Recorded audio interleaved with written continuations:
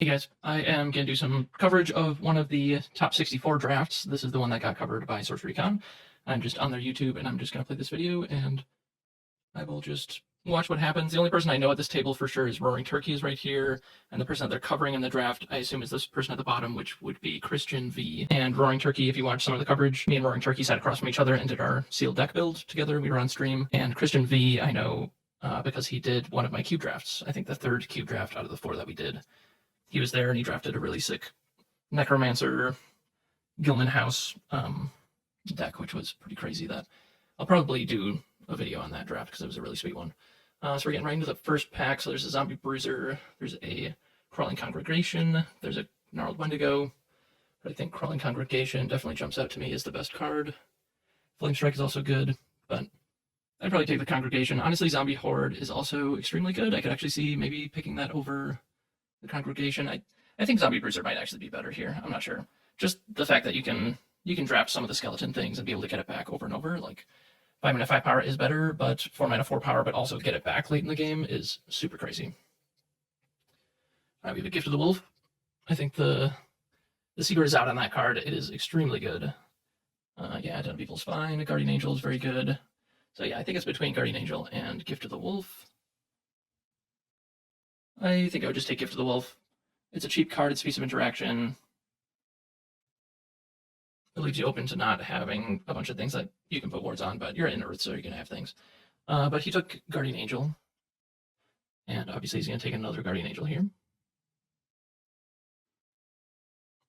I have it on 1.25 speed, but it looks like they're going pretty quick, so we'll see. It's possible I'll slow it down, but hopefully they go back to the hand view. Okay. I assume we'll be able to see all of the draft picks that happen. Oh, I know at least one other person at this table. I think that might be Drake, I want to say, in the top right corner. And I know that there was commentary on this. Oh, that is that's Portland Stew at the table as well. Okay, there was a Molten Mar, and there's a Flame Strike. I think Molten Mar is kind of an easy pick here. Oh my god, he's taking a Troubled Town? That's wild. That is completely wild. He's leaving himself open to being mono Earth, I guess? I guess that's a strategy. But like you're only like 3 picks into the draft. That's really wild. I can't believe that. Okay, Vast Desert. I feel like Vast Desert probably is a pretty easy pick here. For some reason I'm feeling like this might not actually be the Christian that I thought it was. I'm not sure, but yeah. Okay, yep, he agreed with the desert pick. Yeah, that Troubled Town, that is a troubling pick to me. That doesn't make any sense. Penitent Knight, I think, makes a decent amount of sense, but Flaming Skull, I think, is a better card. Road to Perdition is also, I think, a better card. But if you really want to just make sure that you're in Earth, you might just want to take the Knight. All right, takes a desert. Makes sense. But yeah, you can watch this. This is day 2 on the SorceryCon coverage. I just want to do my own coverage since I have not watched this draft before. All right, yeah, I think pretty easy. Just take the Ghostfire and you solidify yourself into Earthfire, which I think is just the best color pair in Gothic Limited. No avatars yet. Also, if he had taken the Zombie Bruiser, I don't think we've seen really any ways to make skeletons yet. At least none of the good ways. I can't think of anything that we've seen. Maybe there was like an Exhume, but I don't really like that card. There might have been an Open Grave that was just not as good as some other stuff. Okay, he took Necropotence. Interesting. I think he has 1 undead that I can think of. So that's a pretty sketchy pick, honestly. And I think Invigorate is probably the best card here. And it would leave him open to being a different element. He took a Leadworks, which I think is kind of like, it's perfectly fine. Like if you're going to be Earthfire, you're going to play it. But like, I think I would rather go for the higher upside pick and just take the Invigorate. You're not necessarily locked into Earthfire yet. Yeah, just take the Bloom, makes sense. I think Detonate was in that pack, which would be good if you end up with a Necromancer. Wow, Corpse Explosion is still here. I like that card a lot. People have been passing this card, and I don't really know why. Like 7 mana for a slug is like too slow, but 7 mana for like blow up all your minions is not too slow. Like that is a massive effect on the board. Yeah, I can't believe that. I think maybe people are just not expecting there to be that many minions in the cemetery, but I've played it multiple times and there's always like three power minions and a 4 power minion or better. That's been my experience anyway. All right, you should take the townsfolk here. If you get savior, townsfolk is just good. It's just a holy warrior. All right, there's a detonate, a shallow grave. I think you should take the shallow grave because shallow grave. Oh, he doesn't have zombie bruiser. That's right. He took crawling congregation over zombie bruiser, but oh my god, someone just opened the gates to hell. Yeah, I think this is a pretty solid draft so far. I think that there were a couple picks that I disagreed with, but he's going to end up probably in the elements that I would have ended up in and with a very solid deck. He passed a zombie bruiser to his left, which means the person to his left is probably an earth as well. And he was able to cut earth pretty heavily, which means that might have messed up that person pretty good. All right. Yeah, 2 guardian angels, crawling congregation, corpse explosion, townsfolk. Yeah, torch and pitchfork isn't really very good. Like he has 1 ordinary minion, I think, in his deck right now. He's got a detonate that he has in the front, so he's just like really hoping to get a necromancer or something. Or are we watching Portland Stew's draft? Oh, no, I don't think that's right. I can't really tell who we're watching here. I think it's across from Portland Stew. Okay. I thought Roaring Turkey was to the right, but actually I can see now that I think Roaring Turkey's across the table. Anyway, yeah, I honestly don't love this deck so far. Like he drafted a lot of sites. He took that Troubled Town for some reason. That's super confusing to me. Yeah, like yes, Village Plus is like crazy good. Oh wow, okay. So you just cracked a savior. Obviously you take that. You have 2 guardian angels as your only things that you can put wards on right now. And also he has that townsfolk, which you should always just play it. It's better than a holy warrior. It's a holy warrior that you can also play for 1 mana if you really need to. And I guess the Troubled Town is going to be fine now because you can get a townsfolk, which you can put a ward on. But there was definitely something good in that pack that he should have taken over it. Oh yeah, there was like a Molten Mar, like 3 mana, 3 power minion that draws a card. All right, there's a Flagellant, I guess. It's not very exciting at all, but I think it might be what you should take here. Plague Ride is also super annoying in Savior, but I think at this point you're locked into Earthfire. I don't think you can get away from that at all.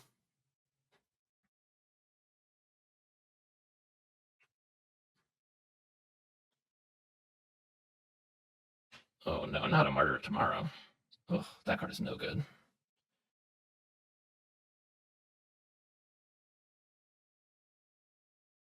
Looks like he's really considering this Plague Rat because he must have seen a Plague Rat with a ward on it at some point and realized how disgusting that is. But yeah, you should just take Flagellant. Like, it's not exciting at all, but it's a 2-drop you can put a ward on. Okay, wow. This is his first air card. I'm like 90% sure he has no air cards right now, and he just took a second pick Plague Rat. Okay, don't take another Troubled Town. Don't do that to your mana base. That is so bad. Draftwood Marrows, very good. Begone is quite good. Probably take the Marrows. Yeah, I guess I could go either way. Yeah, I mean, actually, Earth has just like a bunch of 3 mana, 3 power things, so you're not really in a rush to pick those up, so it makes sense to just take the Begone. Desecrated Ground is pretty horrible. There's a Searing Truth, a Desert, Noisome Twosome. What was the other card? There's a Flaming Skull. Yeah, I think probably, I don't know, you kind of need bodies. There's one thing that's definitely missing. Wow, okay, just take the Desert. Yeah, I'd be kind of worried about getting the playables, honestly. Like, it's looking a little bit sketchy. Ooh, I think we just saw the person to his right is in fire. I think the person to his left that's passing to him just took a trial by fire. Kiss of Wounds is fine. And then there's still some good fire cards, so it looks like fire is pretty open if the person to his left is in fire, and there's still like 3 playable fire cards in this pack.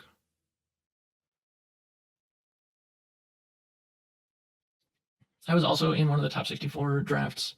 I went 2-1 in that draft, but I will post the video at some point. But I also drafted Earthfire, but it looked very different from this deck. Is that a Holy Warrior? Smite. Yep, you should just take the Smite. No, it was an Undesirables. Very much not a Holy Warrior. Yeah, just take the Smite here. That 3-mana giant is also able to have wards on it, so. Sorry about the brightness, nothing I can do about that.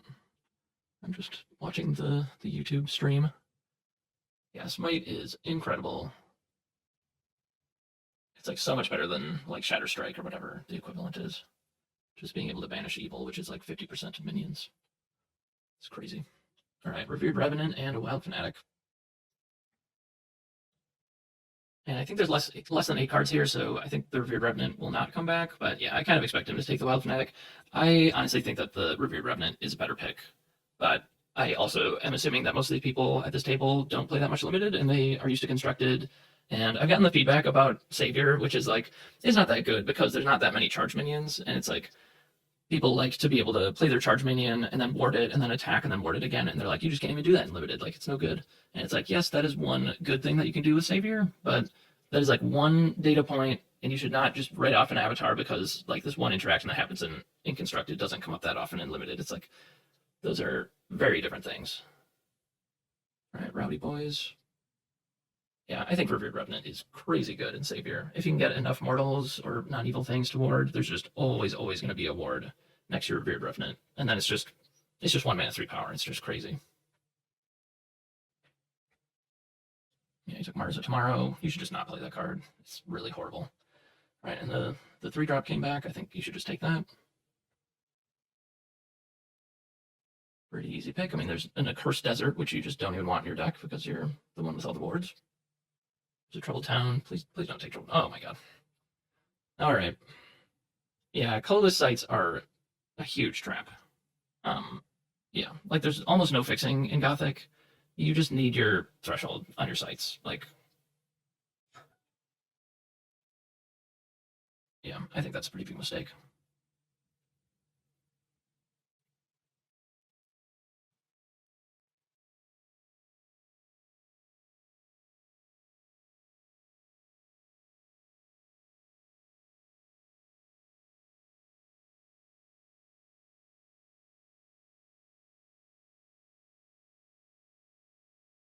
Yeah, my draft pod was, I mean, the people that I knew in my pod were Andrew, who I know from the Chicago area. He has a cube that I've drafted. The first time I drafted cube in paper was with Andrew, and then Golden Eagle was in my pod.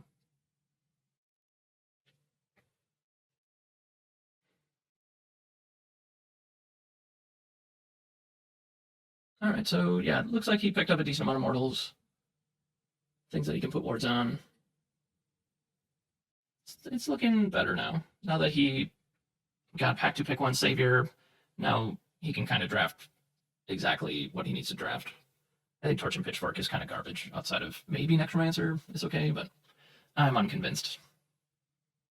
I'm sure that's a card people are going to be disagreeing on throughout the entire rest of the Gothic format, but I don't know. I'm really not convinced that's going to be a good card. Yeah, it looks like a decent split between minions and magics. He's got Smite, Begone, Corpse Explosion as interaction, and Gift of the Wolf, I think. Actually, no, I think he took Guardian Angel over the Gift of the Wolf, so he doesn't have that one. There's another Search Party. Yeah, wow, this is a bad pack. Looks like he's not falling for the trap of taking Toolbox in limited. I think Toolbox is actually quite bad. Yeah, that pack's not going to give him anything good back. Right, Meat Hook. Ugh, I don't like Meat Hook. It looks like he's excited about this Meat Hook. I don't think it's very good. I mean, if it's good, it's in an Earth deck that has a bunch of beefy things, but I think he literally has Crawling Congregation and then a bunch of 3-power minions. Yeah. I think I would just take like a Penitent Knight or a Gift of the Serpent.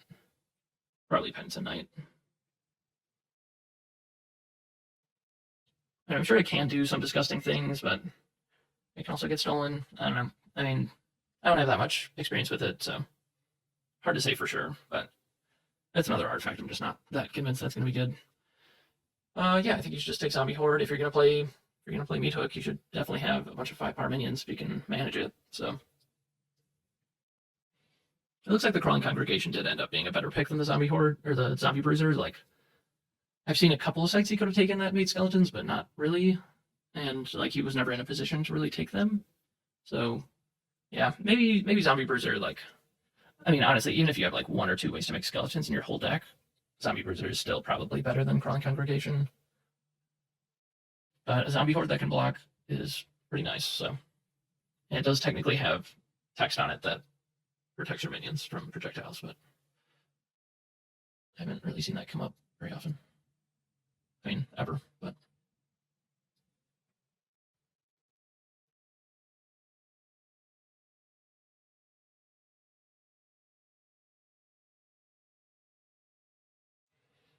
All right, Corruptor Freak, Buried Alive.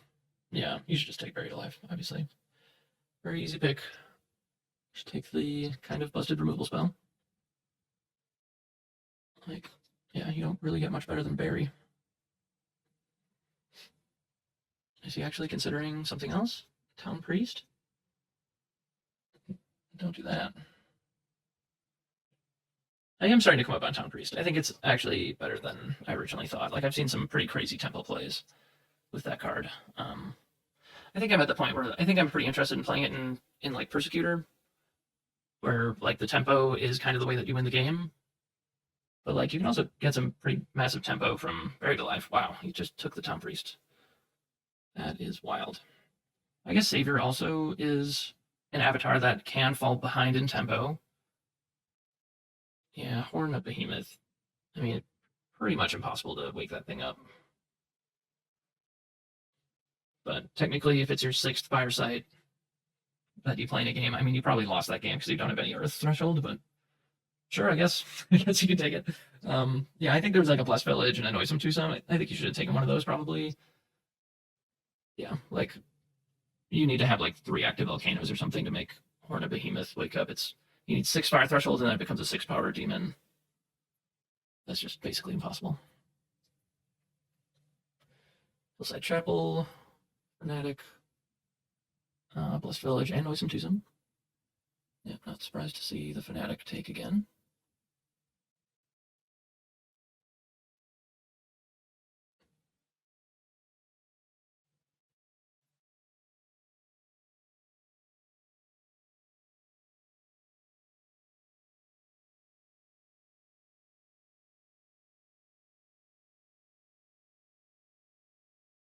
All right. I mean, yeah, the giant can have a ward on it. It is not evil.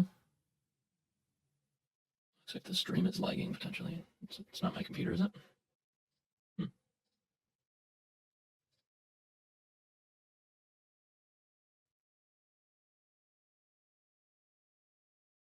All right. Next pack, we got a Virgin and Prayer, and I think a Holy Warrior. But I think it might already have like 2 Eltham Townsfolk or something, so it's a little bit less important to get one of those. Virgin and Prayer. I guess I can't think of anything like that important to put a ward on with Virgin and Prayer, but I think putting a ward on a Guardian Angel is pretty good. Yeah, I'm fine with either of those picks. I think it's probably not going to matter. There's a Troubled Town, and there's an Accursed Desert. You could just take the Accursed Desert just to hate it and not play it. I think I would prefer that over another Troubled Town. I think he already has like 2 Troubled Towns. There's no way you play. I mean, I think you should never play more than 1. Playing 2 is a little bit wild, and playing 3 is like, just don't do that. So really curious to see if we get to see the deck build, what that ends up looking like.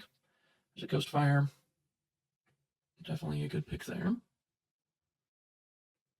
Wow, Flare, Ignited, Entombed, River of Blood. Wow, that's crazy. I think he's got enough interaction. Flare, I guess, can be a little bit dangerous knocking off your own wards. But if you're against Necromancer, it's incredible. Yeah, I'm not sure. I think Ignited and Flayer are pretty close. Flayer's normally much better, but maybe it's a little bit sketchy.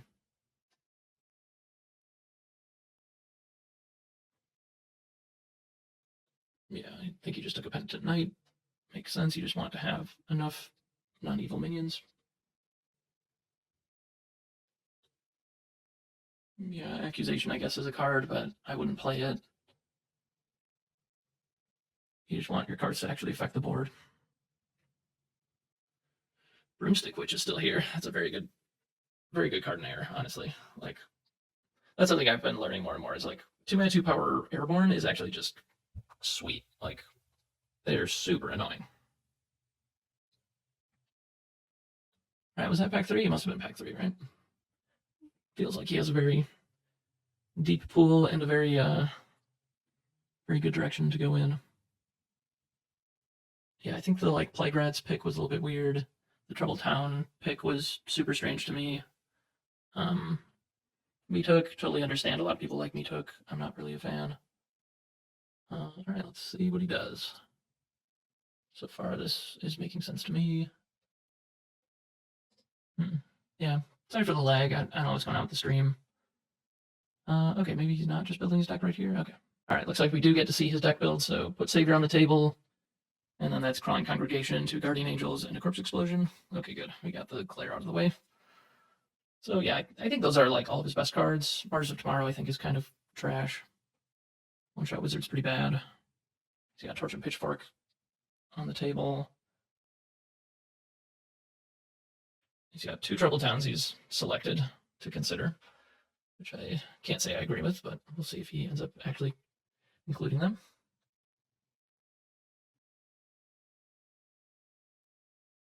I don't know, like, I don't know what else to say other than that pick was incorrect. Like, Troubled Town over Molten Mar, I can't get over that. And he wasn't even Savior yet. Maybe he doesn't know that Molten Mar you just get the Hellhound, like you don't need to have in your collection. That's the only thing I can think of. But also he was drafting Troubled Town, which you also need to draft the card. So that doesn't make any sense. Huh.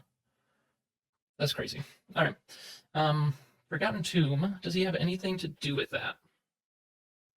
I think he does not.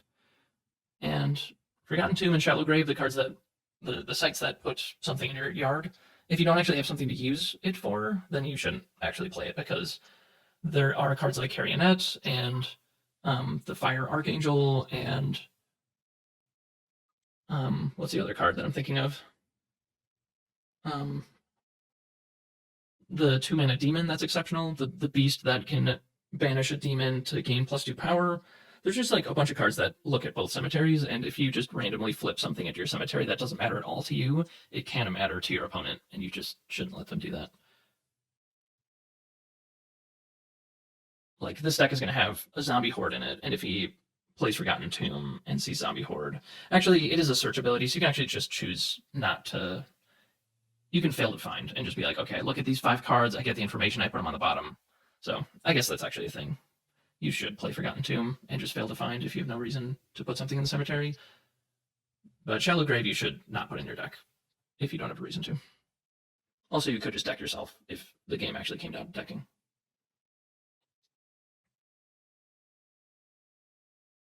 Oh, he does have 2 search parties. Okay, so that is actually a reason to have Forgotten Tomb in his deck.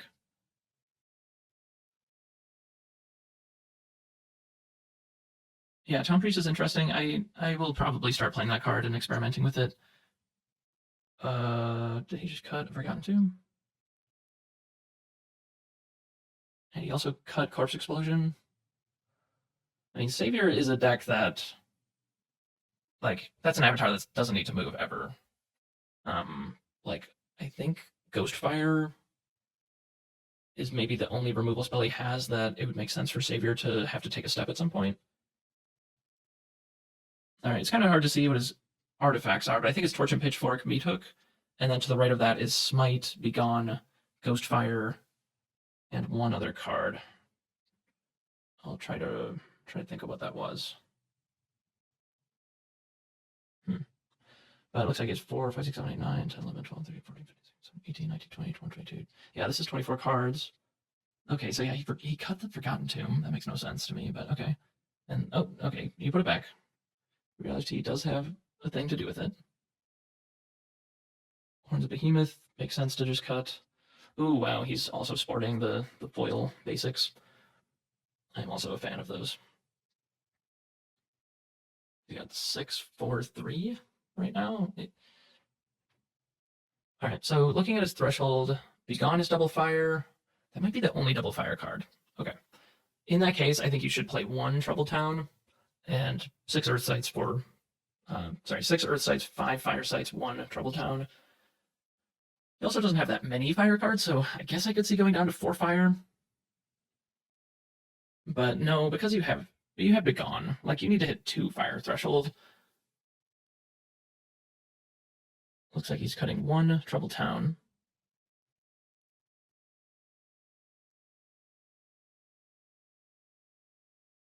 Yeah, I wish I could see the rest of the pool. If he would like spread it out above the playmat to see what cards he isn't playing. Because I would be curious, like, he's playing a one-shot wizard. I think that's probably his worst card. Everything else seems fine. I mean, Martyrs of Tomorrow? Oh, wait, I think he did end up cutting that. That's good.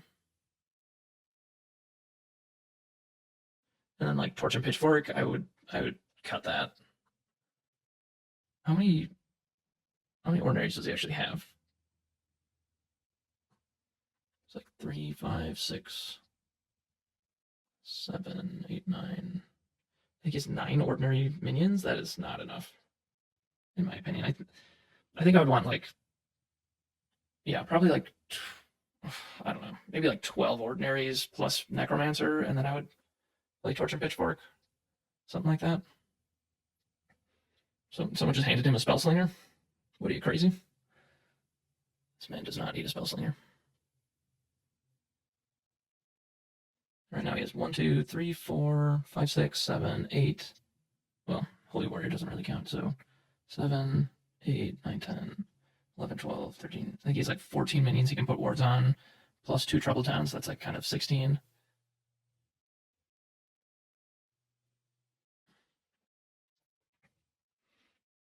Yeah, I mean, the deck looks really good. There's some decisions I would have made that are different. But altogether, I like it quite a bit. I think I'll just skip forward to the games now. All right, it looks like this is the person I thought it was. Christian B is the person that did a couple cube drafts, or I think he did 1 cube draft with us, and had that pretty sick Necromancer deck. Pretty excited about the state of cube right now. Looks like maybe he's considering Scorch Explosion, and I think the other fire magic that he put in his deck is maybe just a second Ghost Fire. Not entirely sure. Okay, looks like the Corpse Explosion did make the deck after all. Not sure what he cut for that, but there might be a couple little surprises as we watch his games, if we do get to see his games. All right, and we are watching Christian V. He is battling Portland Stew. So Christian V is on the bottom playing Savior. That is the deck that we just watched get drafted. He is on Earthfire Savior, and he's battling against Persecutor, which was actually what I drafted in my top 64 pod. And we'll see how this deck looks compared to the one that I put together.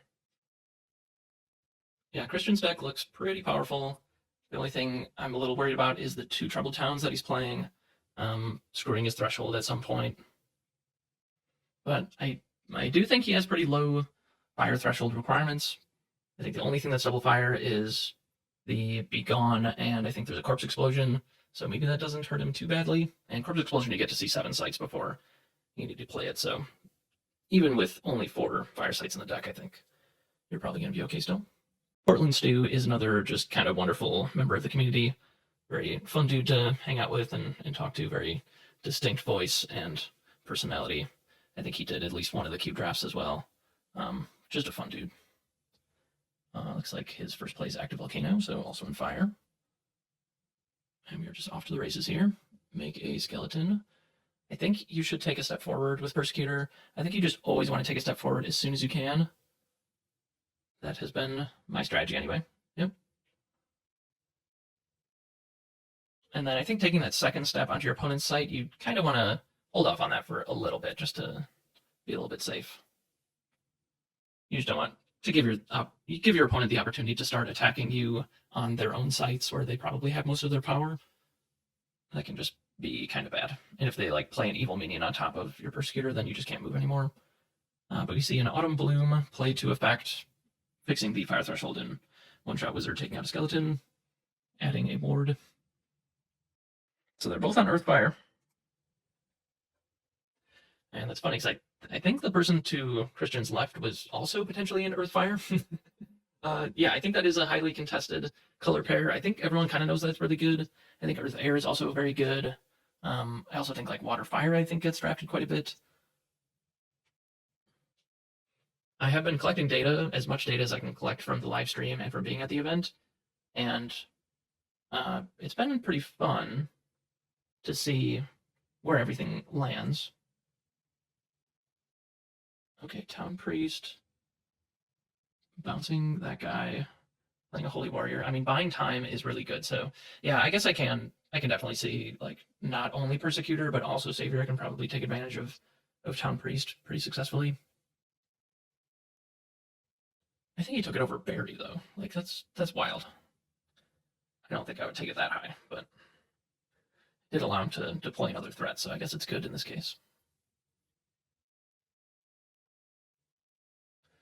Yeah, I think unfortunately like Persecutor I think is very good, but I think this is its worst matchup. Like just going against a bunch of things with wards on him is pretty tough. Looks like he tapped to maybe just draw a site, unless he's thinking of where to play his fourth site.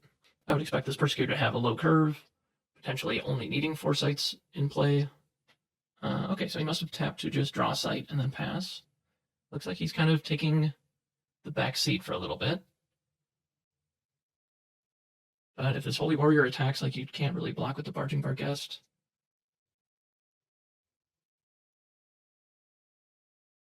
Kind of weird to see the Town Priest attack and not the Holy Warrior. Huh. Both are attacking. I guess that's also fine. Like, he could just trade the ward for the block.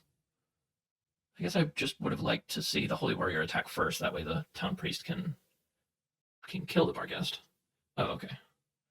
This makes sense. So we just saw kind of a shortcut happen, but what happened was he paid 2 mana for Wild Fanatic, paid 1 mana to give it a ward, attack the Barging Barghest, it loses the ward, and then you can actually pay 1 to ward the Wild Fanatic again. So you actually pay 4 mana for a Wild Fanatic that kind of got warded twice in the same turn. So Flame Strike would be pretty good, and I think that's exactly what we just saw. So Flame Strike, kill 2 of your minions, pop a ward, and then move forward and attack the Wild Fanatic with the Persecutor to kill the last minion. So I think the Persecutor is probably feeling pretty good card advantage wise.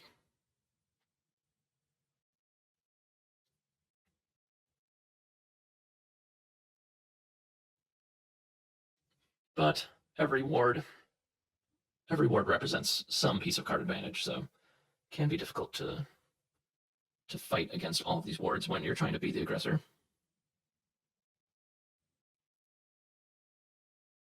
I think that must have been asking something about the threshold, but I was watching the threshold and everything is correct so far. We saw One-Shot Wizard played off of the Bloom. We saw the Wild Fanatic played when he just had a Fire Threshold in play from Leadworks.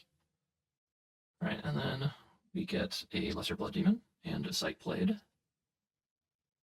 Flaming Skull. There's not really reason to... Huh, okay. He's just taking defensive posture with that. I guess that makes sense. Yeah. It's always funny, like I could comment on exactly where I would put everything, but like sometimes it just doesn't matter that much. Like I don't know. Like maybe putting the Lesser Blood Demon on the Desert Bloom and then the Flaming Skull in the middle makes sense because then the Flaming Skull can attack anywhere and the Lesser Blood Demon can maybe attack the Autumn Bloom or something. But like this makes it so that he's able to block wherever he wants and the Lesser Blood Demon can now trade for the Penitent Knight. But man, don't love the block from the Flaming Skull, honestly. Like pay 2 mana for a minion that's just going to pop a ward is so bad. So I feel like that wasn't really a winning play unless he has some specific thing in mind, but it seems pretty bad. All right, we see a Forgotten Tomb. I don't know what he got off of that, and then he plays a giant and gives it a ward. So yeah, Savior is now being the aggressor, pushing his minion all the way to his opponent's back row. The fact that Portland's dude is chump blocked with a 2-power minion is kind of telling the state of the game right now. All right, I see a Smite, a Gift of the Wolf, Intrepid Hero, and I think maybe 2 Penitent Knights. So kind of a lot of good cards, but they don't line up super well here. Like Smite, sure, you can kill a 3-power minion with it, but that's not really exciting. Gift of the Wolf you could play and attack, and then, I mean, I guess you should probably just do that. I think I did like the Gift of the Wolf play a little bit better. Like, Gift of the Wolf, attack with a 5-power thing into your 3-power thing. You can double block if you want. I still kill your minion and pop a ward. At least that's, like, decent. Like, trade that is a good trade. Like, I'm trading my minion for your minion plus a ward, plus it didn't cost me a card. Like, Gift of the Wolf draws you a card. And Smite is, like, really important to have, honestly. Like, if you get into an opportunity where you can actually deal the death blow at some point, you're going to want that Smite. Or if you can get them to Death's Door, having a Smite is just a way to end the game pretty assuredly. Alright, attack with this guy. Oh, okay. Yeah, the Persecutor was left untapped, so block with Persecutor. Take 2 damage. Take 2 damage in order to pop a ward is an option. But Stu does have kind of a lot of cards in hand, so being able to keep playing sites is probably pretty valuable. I think he had like all 3 drops, so it's I guess a little bit less important, but he did at least have a Gift of the Wolf. So that is a 3 and a 2 that he could play at some point. Yeah, so playing one of the Penitent Knights makes sense to not play the Intrepid Hero when there's no evil minions on your opponent's side. So just going off of what's on board right now, I think oh, okay. So Smite, banish that guy. Yeah, probably attack with the Revered Revenant, give up the ward, attack for 3, and then definitely move and attack with the one-shot wizard. That way it's adjacent to the Revered Revenant, so it keeps its power. All right, and he played another site. I'm a little surprised to see him playing a site and not just drawing another site, considering that he has Troubled Towns and he has fire sites that he might need to play. If you don't actually need that 6th mana this turn, you should just draw another site and just have even 2 or 3 sites in hand. If you don't need them for any specific reason, then it's just better to have more sites in hand for when you need to actually play a site and have a play, because you might need a specific site. All right, Crawler, I should say. Crawler's looking pretty bad against a Revered Revenant. So yeah, just gonna trade there. One-shot wizard, attack for 1. It's a little surprising, I guess. Like, I guess the 1 damage is actually gonna add up at some point. He's at 7. Alright, Zombie Horde. Pretty incredible card, and Stu used up his Smite already, but he does have an Intrepid Hero, so that's what I would expect to see. Play Intrepid Hero, and then he still has a Gift of the Wolf in hand, which, yeah, I think he probably would have been better off using that Gift of the Wolf a couple turns ago instead of that Smite. That would have really worked out better. You just really want to hold on to your premium removal until you have a good target for it. Zombie Horde is definitely that. I didn't really get anything from those camera angles. Not sure if we got to see anyone's hand, but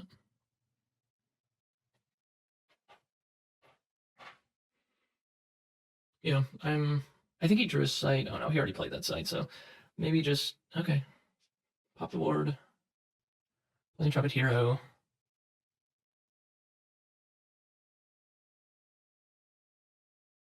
Yeah, I guess it's weird to not just put it right in front of the Zombie Horde. Like, well, okay, I guess if Christian had a Gift of the Wolf, if the one-shot wizard had gotten a Gift of the Wolf and attacked the Intrepid Hero, that would be bad. But he also has a Lesser Blood Demon, so yeah, interesting. Okay, yeah, that's pretty horrible for him. So yeah, hook your Persecutor with a meat hook on a Zombie Horde. That's crazy. So yeah, Stu definitely chose the worst possible placement for his 2 minions. That's unfortunate.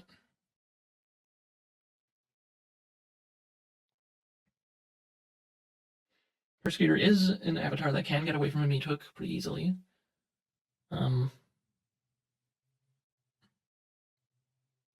He didn't play any spells. He just... Oh no, he played meat hook, that's right. Yeah, Gift of the Wolf. I think he had 1 Penitent Knight, and what is that last card? I cannot tell. Oh, Blaze of Glory. Oh, wow, okay. Intrepid Hero gets Gift of the Wolf. Cast Blaze of Glory. You take 5. They kill your zombie horde. Intrepid Hero dies. Deal 5 to you, kill your one-shot wizard. And then, yeah, retreat with the Persecutor. Carrying the meat hook with it. Not that the meat hook is super useful here. Okay, yep. Corpse Explosion. Yeah, he must have just drawn that Fire Sight. Corpse Explosion dropping a zombie horde on your head. Pretty good. Looks like they're having a conversation about Corpse Explosion and whether or not it is good. So I think he almost didn't put it in his deck. But yeah, that was round 1. So this is single elimination. So Portland Stew gets eliminated by Christian V. And it looks like we're jumping right into the next round. We are back to round 2. This is Drake versus Roaring Turkey. Drake is on the bottom. Roaring Turkey is on the top. And we got a Terminal Croaking Swamp. I did get the pleasure of talking to both Drake and Roaring Turkey throughout the weekend. Both cool dudes. And this is the semifinal for this bracket. So this is top 32 at this point. If you win this game, then you go on to top 16. If you win that game, then you get into the top 8 draft.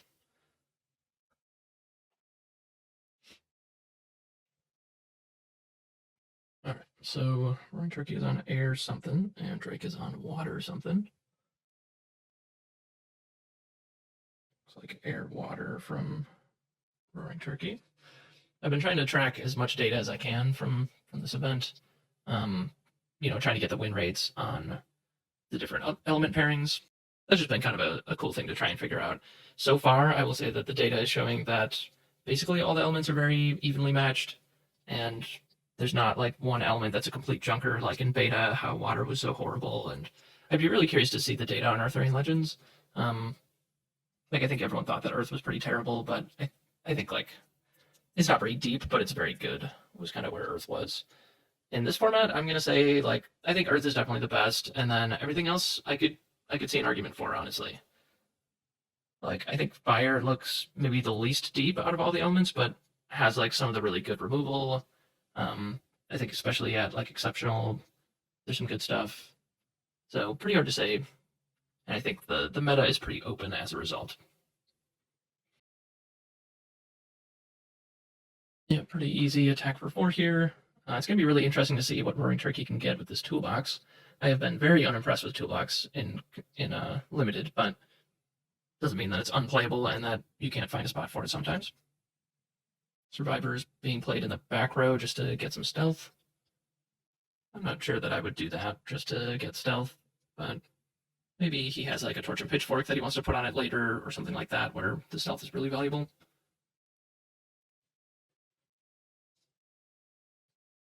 So I'm curious. I'm gonna pull up another window and do some searching on the back end to see what would I expect to see from this toolbox. I think the most obvious thing is a zap.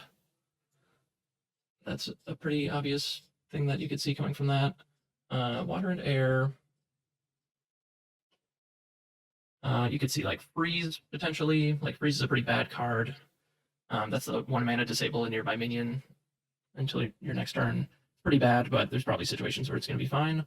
10-ton Slug is a card that is kind of sketchy to put in your main deck, but if you can have it in your collection and just toolbox for it when you're in a position to do that, that's pretty good.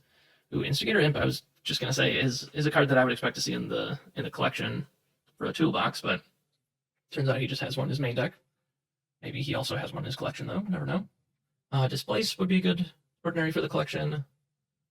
Gift of the Raven, I guess, would be kind of a bad card, but might be fine to have in there. It's just like so many of the cards that you see in the collection in Constructed are probably cards that we want to just be main decking in in limited. I guess like a Weather Trunks would be kind of an interesting one. Some people don't really like Weather Trunks, but if you can have it in your collection, that does seem kind of good. But I would find it kind of hard to cut a Weather Trunks from my deck in order to put it in my collection. So that's an interesting one. Yeah, that's kind of fun to speculate on, but we'll see what actually comes about.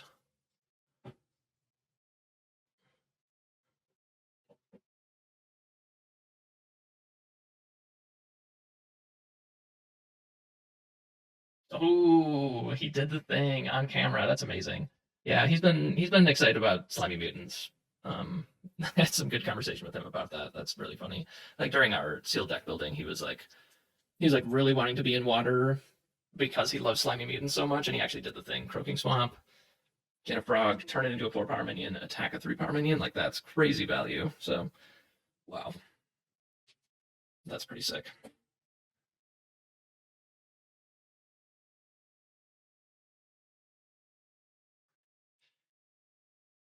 He got to snipe the Instigator Imp. Ooh, and now we do see a Weather Trunks on this side. Makes sense. Pretty good answer to Slimy Mutants.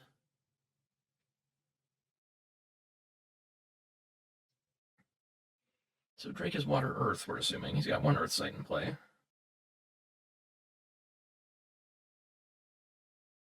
Okay, hopefully he has some kind of trick here. I mean, like a second wind to get away from the Weather Trunks would be pretty good. Gift to the Frog and then just move the Slimy Mutants would be pretty good. If you're like really trying to not trade with the Weather Trunks. Ooh, wow, what do you know? He actually had the exact thing that I was proposing, so that's pretty sick. Yeah, second wind, kill the 2-power minion for free. Yeah, the place Araba to the back row was kind of weird. Like, he did just end up attacking with it. There wasn't really anything special to line up with it that I saw.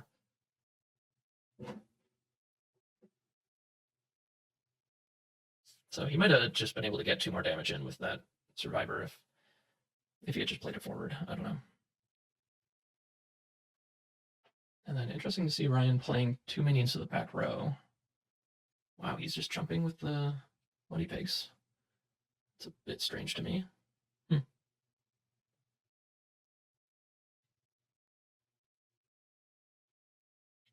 Oh, did he end up cracking the toolbox? Huh. Wonder if I can see what he cracked the toolbox for earlier. Rewind for a little bit here. Was that the Instigator Imp, maybe? Oh wow, it was a long time ago apparently. Okay, yeah, I must have been the Instigator Imp. Yeah, okay. That makes a lot of sense.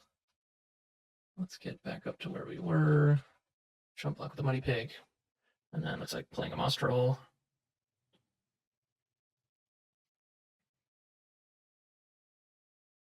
Moss Troll is 3-mana, 3-power giant with stealth, and it loses stealth if it moves.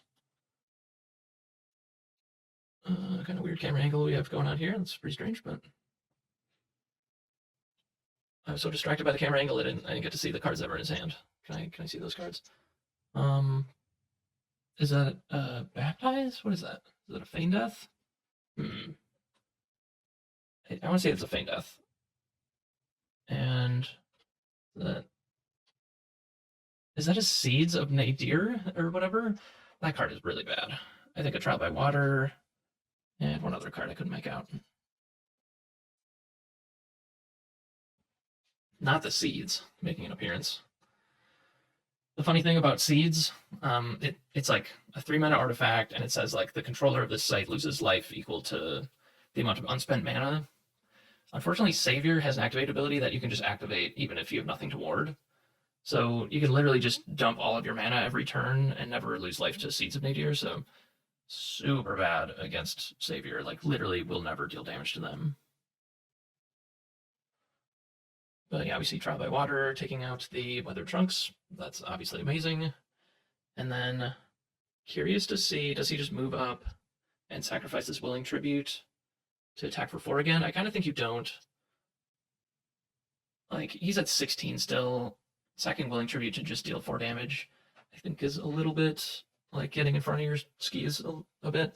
Also, like moving forward seems a little weird too. Like, and not having the frog position to block for that guy seems pretty strange too. Yeah, can't say I totally agree with how that sequencing and everything went, but that's okay. Blessed Village is the draw, or at least that's the site in hand. I don't know if he just drew that this turn, but he's missing a second Earth Threshold for the Earth Order, which I think is the really good one that prevents things from being summoned that weren't cast. That could, for example, stop a Gift of the Frog from summoning the frog. And he played a Shoggoth on top of the Slimy Mutants, which on its face looks like a good play, but Ryan does just have a second wind in his cemetery that he can take a step away from it. I mean, I think you probably still just need to make that play, because otherwise he just doesn't need to use the second wind, but he does just have a pretty easy way to get around the Shoggoth.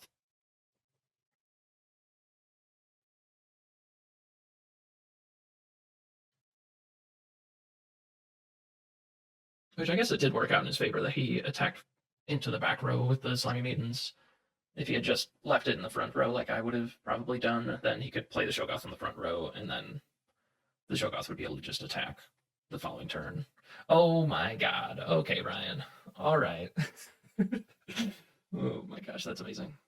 Making another Slimy Mutants from a frog. That's wild. I literally have not done that a single time in Gothic Limited, and I've played like a ton of Gothic Limited, so crazy.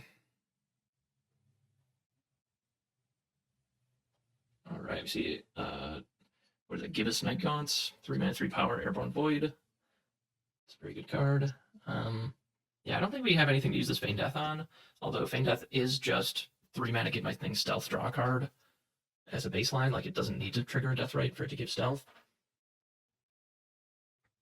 So I guess that is another way that he could kind of deal with the Shoggoth.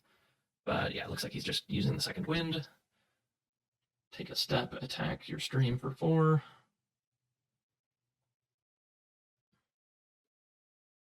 All right, pass the turn.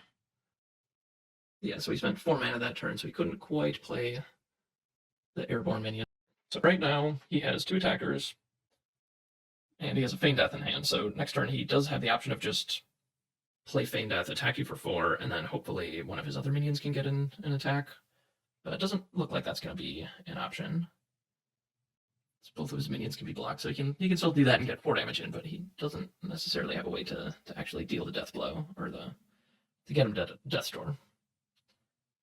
Feast for Crows, not really going to do it. I mean, he could attack with both of his minions, and then play, sorry, I always say Feast for Crows, but play Murder of Crows, kill both of Drake's minions. I mean, that feels pretty good. And yeah, you probably don't want to just leave your opponent with 5-power minions. So yeah, he could do that play, trade both of his minions for both of his opponent's minions, play Murder for Crows, and then it's probably Murder of Crows, isn't it? And then play the Give Us Night Gaunts as like, let's trade off all of our resources, and then I have a minion on board, and you don't. You can also kind of split the difference and like attack the Slimy Mutants on the Wendigo, and then play Murder of Crows, and then play Feign Death on the other Slimy Mutants and just get in for 4. I guess that's kind of weak though, because then he can just untap and kill the Slimy Mutants. Yeah, I think I do like just trade off all the resources, my 2 minions, your 2 minions, my Murder of Crows, and then play a Night Gaunt. It's just a little sad to have like 8 power on board and your opponent's at 8 and just not be able to put them at Death's Door. But yeah, Nadir Seed, pretty funny. Like, I'll read the card while they're thinking about stuff. So it's a 3-mana elite relic. At the end of their turn, this site's controller loses life equal to their unspent mana. And then if you read Savior set has the ability pay 1 mana, and then the effect is ward a minion that was summoned this turn. So, you know, according to the rules of sorcery, you just like, you have to be able to pay the cost, and then if a thing has a target, you need to target in order to be able to activate the ability. But this just says you choose a minion and then you ward it, which means like, even if there's no minions in play, you could just pay 1 mana to ward a minion that was summoned this turn, and you don't have any targets, but you can still activate that ability, so you can just dump all of your mana into that useless ability, and then the Nadir Seed just sees that you have 0 mana unspent, even though you like cast no spells or whatever. All right, looks like he's going for the murder play, which I like quite a bit. That's a decent amount of value. Yeah, move forward. Okay, I thought that was a horrible hybrid, but for some reason it looked kind of weird to me. So yeah, we got a horrible hybrid. We give us Night Gaunt. I think the placement on the Night Gaunt is probably fine. The one thing that's weak too is like Ice Shards. And like, you know, because they're probably not attacking that valley that has a ward on it anyway, I might just play it on the Spire, but not a big deal. Like the chances that your opponent's going to play a minion in that spot right there is super high. So it's like maybe you would rather just have it kind of in the middle, so that he can like move toward the site that's way on the side and threaten attacking that the following turn or something. That's probably better. So yeah, pretty decent placement on everything, I think. All right, wow, spending all 7 mana. Yeah, that looks pretty good to me. Huh. Okay, I guess valuing getting that stealth again over being able to actually attack the following turn. I think that is more reasonable here since like it's unlikely that the survivor would be able to attack for 2 unless it had stealth, so giving up 2 damage next turn potentially to like guarantee actually getting 2 damage the following turn, I think makes sense. So yeah, Survivor's not as bad as I originally thought. Like, it is fine in the early game, and it's actually pretty decent still in the late game. It is just a way to guarantee getting some damage in later on. All right, we saw the hand for a second. Let me see if I can go back and take stock of what Drake had. So I think that's what we were looking at for a second there. We saw Snallygaster in Ryan's hand. Okay, I guess that's all we saw.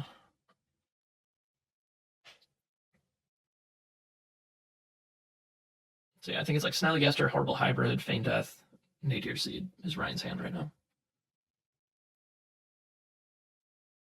And by Ryan, I of course mean Roaring Turkey. If you don't watch his YouTube channel, that is him on the top. Yep, just move, no attack. Tap Spellslinger, draw a sight. Both of these players have a bunch of spells in hand still. So it definitely makes sense to just keep developing your mana. Oh, okay. That makes sense. So you just cast Murder of Crows from the cemetery, dealing 1 damage to just break the ward on the order.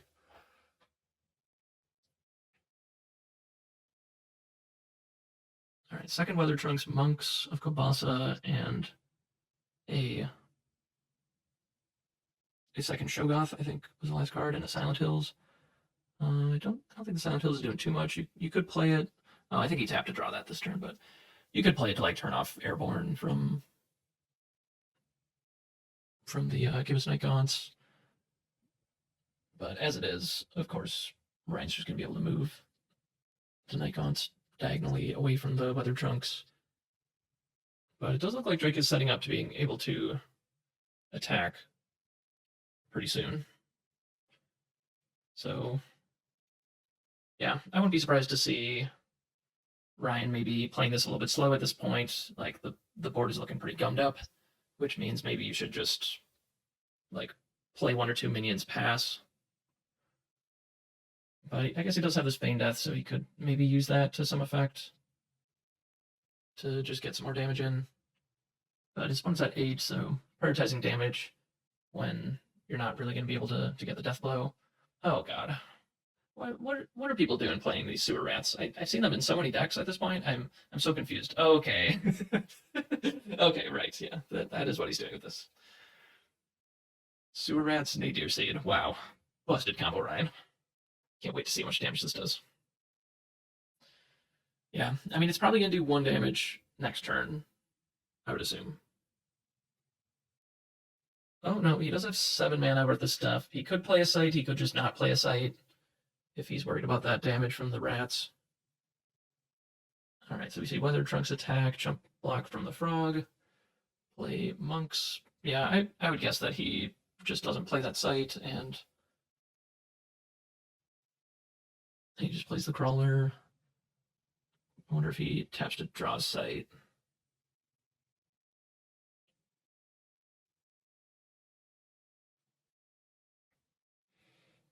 Yeah, and this is kind of what I was expecting from the survivor. He just moved forward so that next turn he can move an attack into the back row, which is then kind of annoying for Ryan to have to deal with that at some point. But yeah, Drake has done a really good job just stabilizing and putting a ton of power on the board.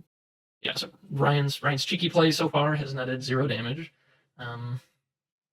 Sewer Rat's Nadir Seed, that's hilarious. But yeah, I don't think it's particularly good. Like, yeah, next turn he has a 6-drop, so he could just play the Shogoths, not play a site again, and pass, take 1 damage. And Ryan had to spend 2 cards and 4 mana to do 1 damage after 2 turns. That's gonna be pretty weak. So, but yeah, maybe Ryan just really had nothing else to put in his deck, and he just is like, I'm just gonna go for this kind of wild, weird, cheeky little play. We'll see if it works out. Roaring Turkey, please let me know. Did you actually deal more than a couple damage with this thing? Like, was it actually okay? If you played against a savior, did they know that they could just empty their mana pool, or did they actually take damage from this? All right, so whose turn is it right now? I think it's Brian's turn, unless Drake is considering whether or not he can like attack with the Order of the White Wing or something. But no, Ryan's Spellslinger's untapped. So yeah, we're gonna see a Screamer. Okay, I see. So yeah, Screamer. Pull the monks onto my side and tap them. Oh, sorry, push them, of course, yeah. And now, Sewer Rats can get in for 1 damage. There we go. Leaving the Nadir Seed under the site. Makes a lot of sense. And then, yeah, being able to attack for 3. And then we could see a Feign Death on this horrible hybrid to give it stealth, get in for 3 more damage. Looks like we're just going to see a Snallygaster. Another pretty annoying minion to block. And yeah, the pushing the monks back a space is a huge deal. All right, Mesmer Demon. Okay, I mean, now he's feeling some pressure from this Nadir Seed. Like, if the better play is to play Mesmer Demon, that means that he's taking 4 damage from this Nadir Seed. So, yeah, that's a big deal. That would put him at door, so he just can't make that play. All right, I see it. I see the vision.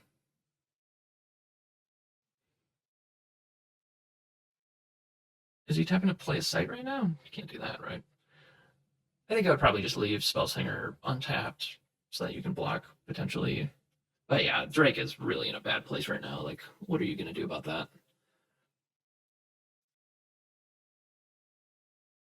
It's like, yeah, you probably need to, I don't know. So if you attack with Weather Trunks, oh, Ryan left his Spellslinger untapped, so you're probably just trading Weather Trunks for one of these 3-power minions, and then the Spellslinger will also block and deal some damage. So that's not a great trade. And then Order of the White Wing hopefully can trade with something. Okay, well, he is developing his mana. Oh, what was that? Oh, okay, right. I didn't see that, but that was a Silent Hill turning off the Airborne, and then Drake can get in and kill it with the monks. That makes a whole lot of sense.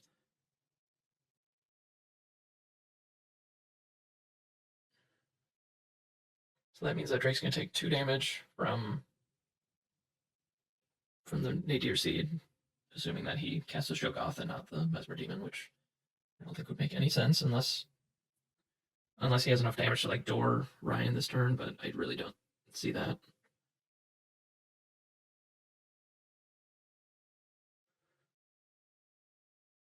Attack with Crawler. Okay, it does get blocked. Weather Trunks attacks Snallygaster. If I was Ryan, I might just block with my face.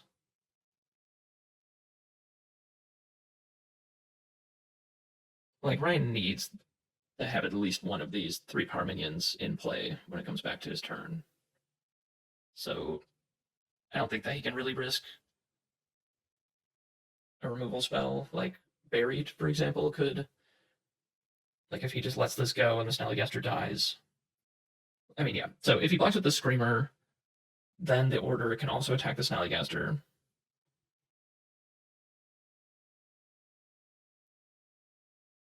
Okay, interesting. Huh. Really? So he blocked with the Screamer and left it in. Okay, and then Drake is just attacking the site.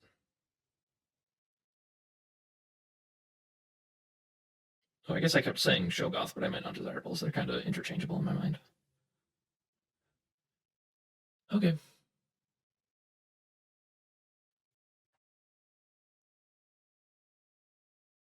I guess he's not technically going to door on board, right? Like, you can take 1 damage from the Sewer Rat, and then he's got Screamer and Spellslinger to attack, both of which could get blocked.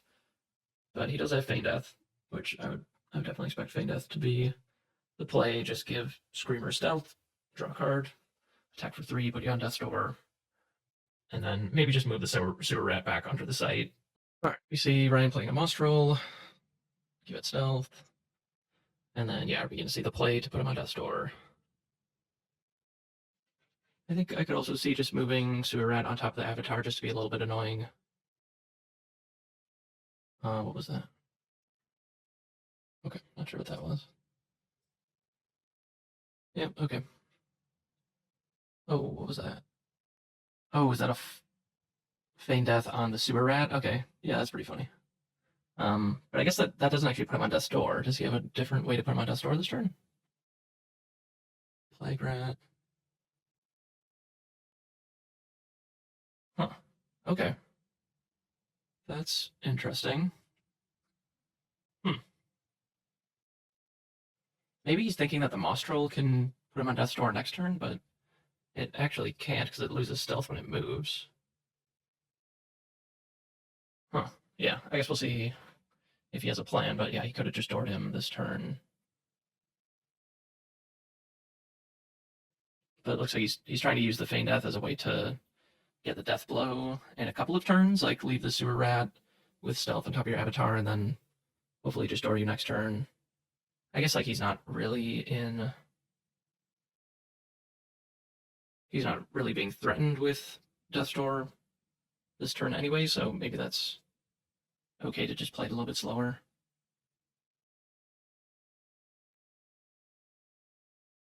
I mean, I guess with the 3 attackers he has, yeah, I mean, yeah, he knew that his opponent has 3 blockers, though. Yeah, curious. All right, Mesmer Demon Crawler is the hand. So, yeah, I guess probably just Mesmer Demon the Plague Rat, just to tap it, really, and then attack something with the Undesirables. I guess that doesn't feel great either. Yeah, what would I do in this situation? I mean, he has mana for both of them, right? So just play Mesmer Demon and Crawler probably on top of the Undesirables. Oh, you actually can't do that right now because the Undesirable says that allies can't enter its site. So, interesting. Okay. So yeah, he is playing that correctly. So move over Mesmer Demon, tap the Plague Rat, and then I assume he wants to make some attack with the Order. Like attack the Screamer, probably.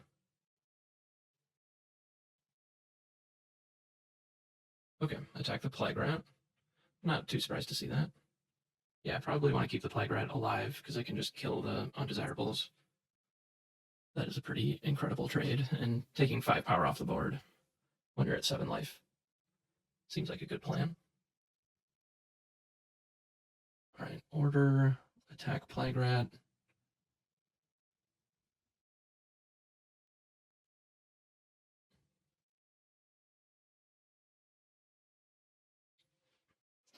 Yeah, this is a little weird. Oh, okay, Spellslinger blocking for the rat. I mean, that makes sense. All right, play crawler. Move away. Yeah, it's pretty hard for Ryan to be able to door you this turn. Hopefully Ryan doesn't think that he can just door him with the Monstral, but I assume he knows how that works.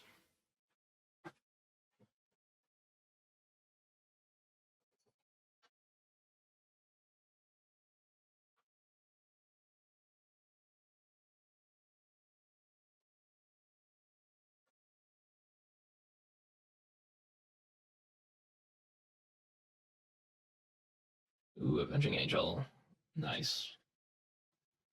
Yeah, that is a really nice way to put him at door.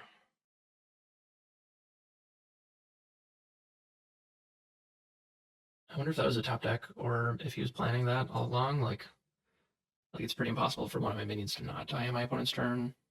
Like he just has to attack something, which I guess isn't really guaranteed in board stalls like this, but yeah. That seems like it was probably just a top deck to me, but I could be wrong. Yeah, this probably makes more sense. Now there's two things that are threatening the death blow. Right, is there any other game actions that need to be made? I mean, he's probably going to Death's Door the following turn, so I would say moving Spellslinger away probably makes more sense. What was that? Okay. Plague Rat just killed undesirables and there wasn't any block. That's a bit interesting. I don't know why you wouldn't just block.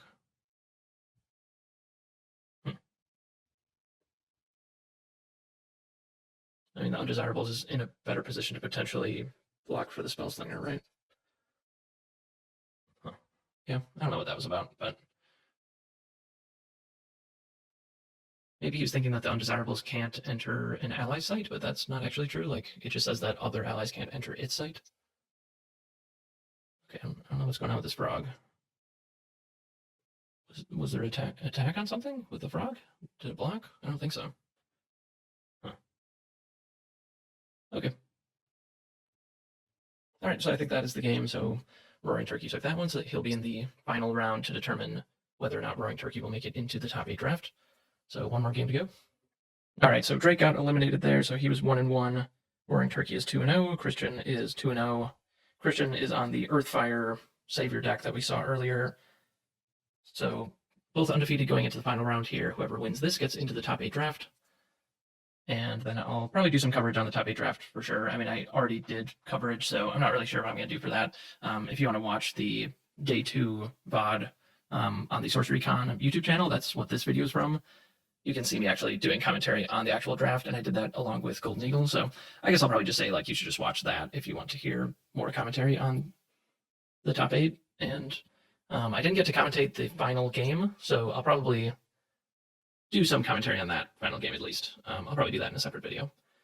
But yeah, this will be an important match for both these players. I think whoever wins this, they get into the top 8 draft, and I guess they don't know this at the time, but like they made a gentleman's agreement when they got into the top 8 that they will just split the pricing pretty much evenly. So there was $2,000 of store credit given out from Cold Foil Heroes. They were a vendor at SorceryCon. So whoever wins this, they just get $250 of store credit from Cold Foil Heroes. So that is enough to buy an Eric's Curiosa from Alpha, if you're curious. So quite a bit. I mean, you can get some just like constructed playable cards, like a bunch of awesome staples for that price. I mean, that's quite a bit and pretty cool. And then whoever wins the top 8 draft gets 2 original paintings. There's like an angel and a demon painting. I think it's like different from the artwork that's on the playmats and stuff, but obviously pretty cool to win a piece of original artwork.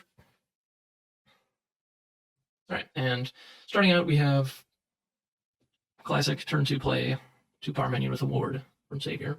It's kind of exactly what you want. And he has both of his elements. He kind of wasted a desert, which is surprising. I'm curious what the last site that he has. It could be a troubled town, I guess. I kind of saw those troubled towns that he took in the draft. Like he took a troubled town over a Molten Mar. Molten Mar is the card that I'm thinking of. Like, why would you play a desert on turn 2? It's probably because you have a Molten Mar on turn 3, but that is not the case. He played a Valley, so I'm curious if he just drew that or what's going on there, because he would normally always save the desert. But we see Ryan playing a Forsaken in the corner, and he's playing to his back row, which I guess is a nice like combo, I guess, where it's like I get to play a minion like right next to your sites, and I don't need my sites to actually be by yours in order to do that. So that's kind of cool, I guess. Honestly, like facing against a 2-power minion with a ward, I would rather just have the 3-power minion in front of that minion. So yeah, but you kind of got to do what you got to do.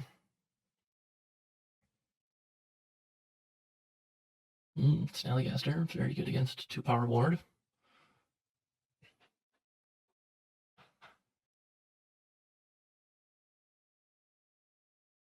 Yeah, we see no turn 3 play from Savior, which isn't too surprising. I wouldn't be surprised if he had a 3-power minion that he just chose not to play. All right, so we see Holy Warrior attacking in for 2, and there's actually no block, which is a little bit surprising. But this is signaling to me that I think the Savior Christian either has a Wild Fanatic or a one-shot Wizard. Those are the only cards that I think make sense for this attack. He also has like 2 Ghost Fires, but obviously he can't hit the Snallygaster from where he's attacking. If he had attacked forward, I would have maybe put him on Ghost Fire. But that is the only thing that makes sense to me. It does look like it's a Wild Fanatic. I think I can just barely see it. And he does have a 3-drop. Looks like he has a Town Priest and maybe an Ignited in hand. Pretty hard to see. I can only see the very top of the cards here, but that makes sense to me. He hasn't played a site yet, but it looks like he does have a site in hand, so he's probably just deciding between, do I play... I think you do just play the Penitent Knight with a ward. He could be deciding where to play the site. He could be deciding where do I actually play the Penitent Knight. Oh, he had a desert in hand too. Okay. Yeah, he actually does have 3 deserts in his deck, which is pretty amazing. All right, Penitent Knight, put a ward on it, and this is a position where he can actually defend all of his sites, so that's pretty nice positioning. I like that a lot. This isn't protecting his Holy Warrior, so I would say Snallygaster probably just attacks the Holy Warrior, knocking the ward off. You kind of just got to do it at some point. I guess like Town Priest is pretty annoying against Forsaken, like having to recast that. I guess isn't that bad. He can just like play it next to the desert. So I guess I would probably, yeah, just hold the Town Priest for a little bit longer. But honestly, just getting that tempo play of even making you recast your 2-drop is probably worth it. I'm really coming up on Town Priest actually. I think I originally thought like it was probably good in Savior, and that's probably about it. But now I do. Sorry, I meant Persecutor. I originally thought it would be good in Persecutor, probably like it's probably okay, but not that great. But now I kind of think it's probably good in Persecutor, and it's probably good in Savior. Savior just needs time, and Town Priest is a nice way to buy some time. All right, I think we just saw draw spell, tap to draw site, and yeah, I guess he doesn't really have anything too great here. Okay, the Forsaken didn't even move. It just stayed where it was. I think that makes a lot of sense.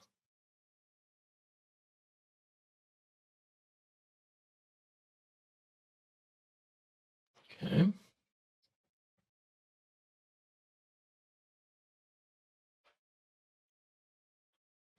Site positioning is already nice and weird. If that wasn't Ignited that I saw earlier, I do like just playing it Ignited and attacking. Looks like he has a Profane Revenant that he wants to play. Another just kind of incredible card for Savior. Yeah, I think the Penitent Knight is kind of in the best position for the Profane Revenant. But it's probably a good idea to just not stack those minions. I do think that Ryan has at least one Murder of Crows. And if he does, this is probably a nice time to shoot that off.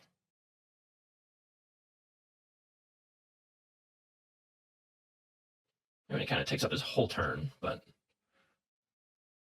it does mean you can actually start attacking, which is kind of just what you have to do. Maybe he just has like a 4-power minion or something that he can just continue to kind of turtle for a bit. But honestly, just like turtling up and not getting aggressive against a Savior is kind of a recipe for disaster. Like the Savior's just going to be able to take its time and cast its things slow and get wards, and that's just not good. You're just going to lose to that eventually. I guess you could turtle for a while and then like sandbag a Murder of Crows and just like wait until you have to cast the Murder of Crows, basically. Okay, interesting. Forsaken, attacking, and no block. Yeah, I would think that that's probably just trying to bait out moving the Penitent Knight, and then being able to knock off the ward somehow, and then kind of just killing the Revenant for free since it'll be 0 power. So yeah, Christian, I think making the right play of just not blocking. Okay, second wind, push it back into the void. Huh. Play Muddy Pigs. Okay, so yeah, he's just gonna kind of turtle here for a bit. Yeah. I would be really afraid to do this. Like, Savior's just going to be able to get so much value if you're not pressuring the Savior player. But he must just not have the Murder of Crows. He just doesn't have a way to break the parity and start getting in there. Yeah, I feel like playing into the back line like this is probably not great. I wonder if that one decision might have changed this game quite a bit. I think I might have liked playing second wind to push the Forsaken to the left of the Savior, so that potentially it could threaten the Holy Warrior at some point. So I see 2 Wild Fanatics and a Corpse Explosion. Yeah, not really a great way to use the Wild Fanatics right now, so I think it is right to just kind of hold those in hand and find a time to use them later on. I mean, I guess you could just play them as a 2-power menu with a ward. That's not too bad. All right. Yeah, this feels pretty nice. Okay, and then at this point, you probably do just play a Wild Fanatic with a ward. Okay, maybe not.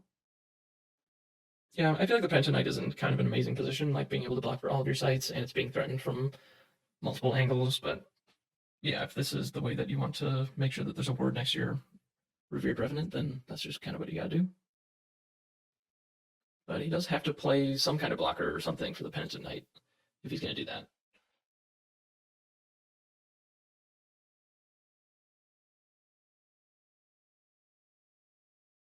Is he just moving? Oh, he's actually attacking? Huh. That's curious. I mean, I put him on one-shot wizard or... Oh, I guess, yeah, if he had blocked, he could have... Does he have another site? He does have a site. Okay. Yeah, I guess he could have... If he blocked with the Horrible Hybrid, he could have just played the other Wild Fanatic and attacked, but he wouldn't have been able to ward it, which would have been fine, I guess. Just trading Wild Fanatic for a Horrible Hybrid isn't too bad, but... Yeah, and then this is kind of the worst possible way that went down for Ryan, because he just was able to attack with a warded minion and not have to waste a 2-power minion that he could play on a later turn and give a ward. Yeah, I think Ryan's in such a bad place here. Like, I guess now the Forsaken can attack for 3, but like, your board is just about to get ripped apart by all of these warded minions, so he really needs to find a Murder of Crows or something right now. Oof, that's pretty rough. Playing a Stinging Kelp not next to a water site, that would be really, really nice for that Spire to be a water site. To at least get some amount of value. Okay, yeah, that's right. He does just get to kill the Holy Warrior for free. Yeah, I guess Christian maybe could have been a little bit more patient.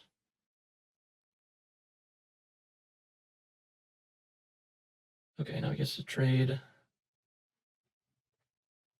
I mean, the board looks a lot more even now.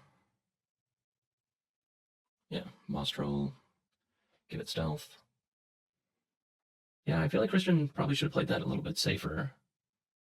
Like, you shouldn't really be in that much of a rush to attack in and, like, just leave your 2-power minion kind of defenseless. Like, yeah. That was a bit of a misstep, I think, from Christian. And that could be pretty costly. Like, you, as the Savior player, you really just want the board to never be at parity. Like, you want to... I mean, parity is like the worst case scenario. Like, you really want to make sure you're like maintaining the advantage by having a bunch of warded minions. I mean, technically the board is still in Savior's favor, but could be a bit better, I would say.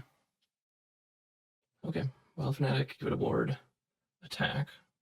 All right, Forsaken gets bounced by Town Priest, give it a ward. Wow, Town Priest actually being able to block Snallygaster is really funny. These movement +1 minions are just so annoying to be able to block. So yeah, I guess Mostrel. Yeah, I feel like Ryan should have blocked one of these Wild Fanatics. Like, yeah, like that is just an action that the Mostrel could have taken that he just chose not to. And now, like, on this turn, what are you gonna do? Like, are you gonna attack a Wild Fanatic now? Because then you just like gave up 2 damage for free, and now your Mostrel is tapped. So yeah, I think that was a little sketchy. Like, I don't know, like especially blocking the second one that is tacked, like blocking sideways, where like Saber doesn't have the ability to just play a Ghost Fire at least. Like he could still play a one-shot wizard or whatever, but like you need to prioritize not dying to these minions, right? But he at least gets to knock off 1 ward within a Cursed Tower. But it's still just like a 3-power minion. Like it's still just a good minion that you need to just trade your better minion for if you want to kill it. So yeah.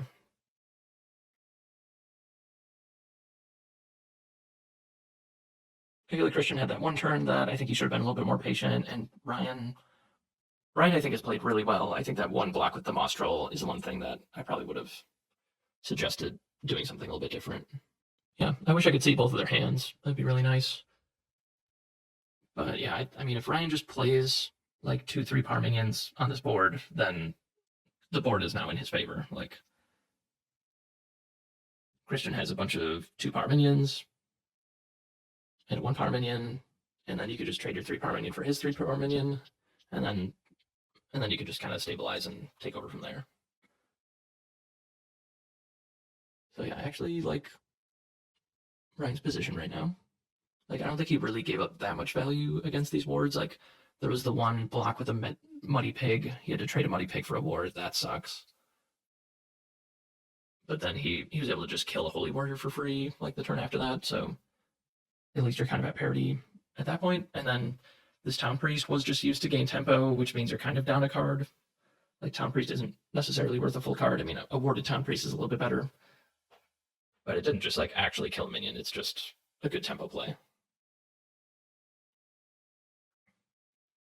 But if Ryan can just deploy 2 minions here, then that tempo didn't really mean that much. And actually, that means that he probably can deploy 2 minions. Like, he has a 2-mana 3-power minion, so even if, yeah, I guess I don't remember the rest of the minions in Ryan's deck, but I have to imagine, unless he just has a bunch of reactive spells. Ooh, that's a pretty nice one. Played at Those Who Linger, so hopefully Christian doesn't have a smite. I think he literally has 1 smite in his deck. Was that a smite? Oh man, I missed it. Did he literally top deck the smite? Oh, okay, it was a bit gone. Okay. Yeah, that's pretty rough.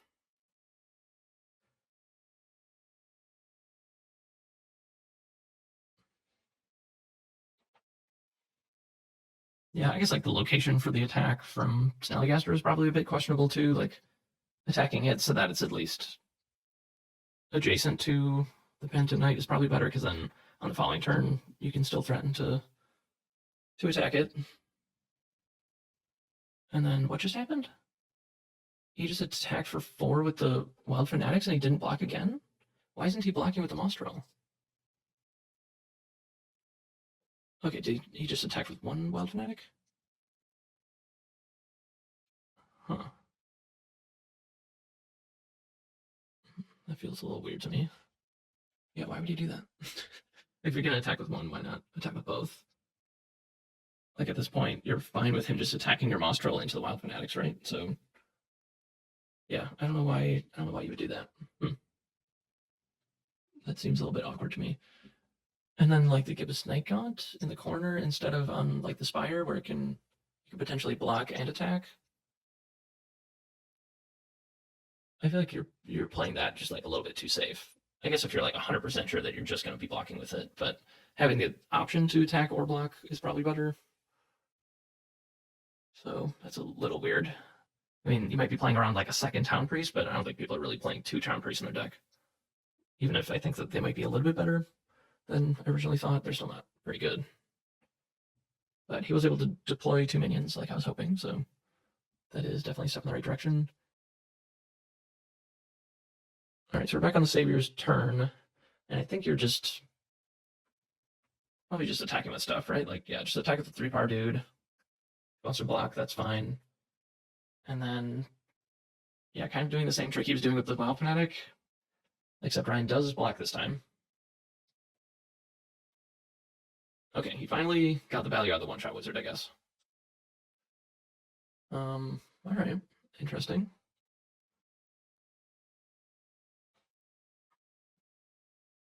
Alright, and then Ryan finally blocks with the... Huh. Okay, is that what he was setting up this whole time? Was like hoping that he blocks and then just attack him with the Wild Fanatic? I guess that's fine.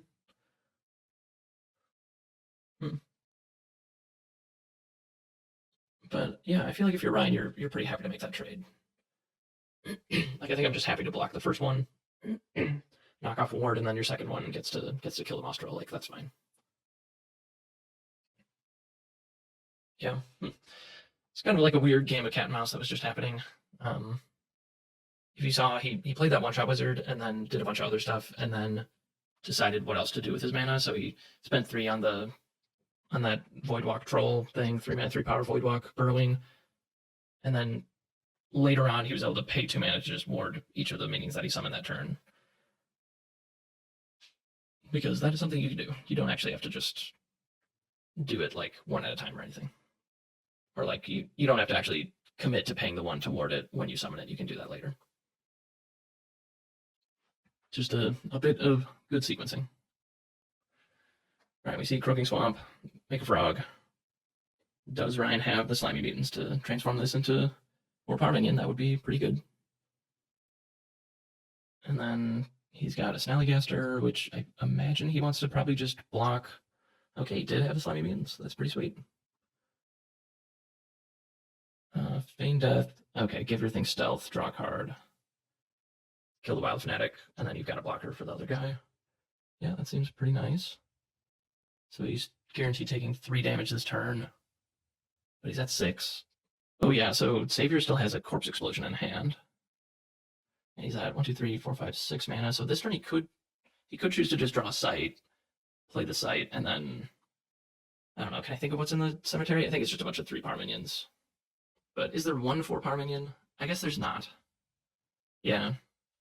If there was 1 4-power minion in the cemetery, I would be pretty interested in just casting Corpse Explosion and killing the Slimy Mutants and the Snallygaster. But yeah, I guess that's not necessarily an option here. But yeah, this is a very good play too. Oh, really? He moved up with the Savior.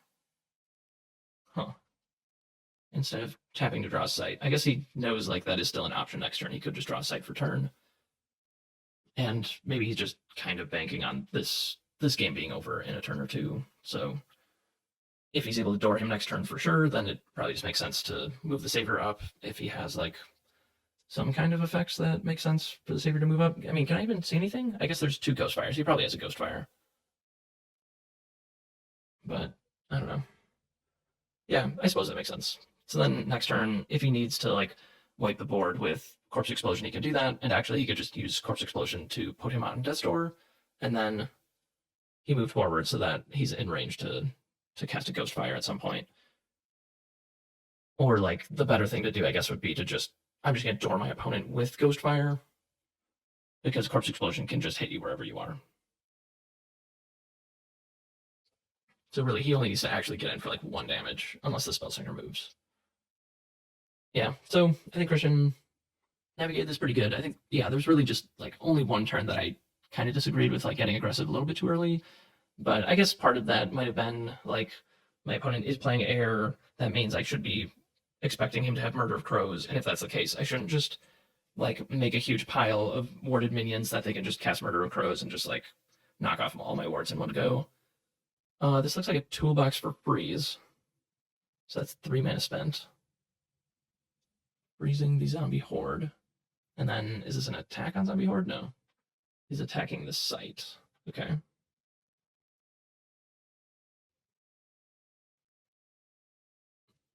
Freeze just disables a nearby minion. I know like no one has ever cast that spell, so you might not actually know what freeze does. It's like 1 mana, disable target nearby minion until your next turn. Alright, move Spellslinger away. And yeah, just accepting that he's going to Death's Door. And yeah, we know that Christian has Corpse Explosion in hand, so I think this game is over. I think at this point I'm just going to speed it up because we kind of know how this game is going to end, but obviously everyone wants to see it, so attack put you on Death's Door. The Zombie Horde is still...